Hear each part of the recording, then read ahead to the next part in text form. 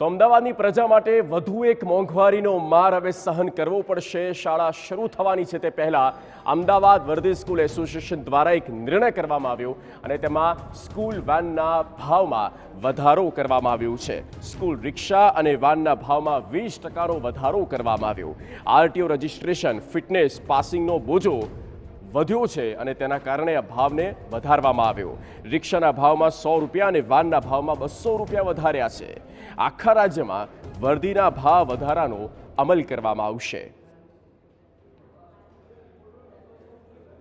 ખર્ચ તેમજ મોંઘવારી તેમજ અમારા વાહનોનું પાસિંગ, રિપેરિંગ જે બી એને લગતું હોય, પાસિંગનું છે, રીટેસ્ટિંગનું છે, અને આ તમામનો ખર્ચ વધતા આજે અમારે ભાડો વધારો કરવો પડ્યો છે।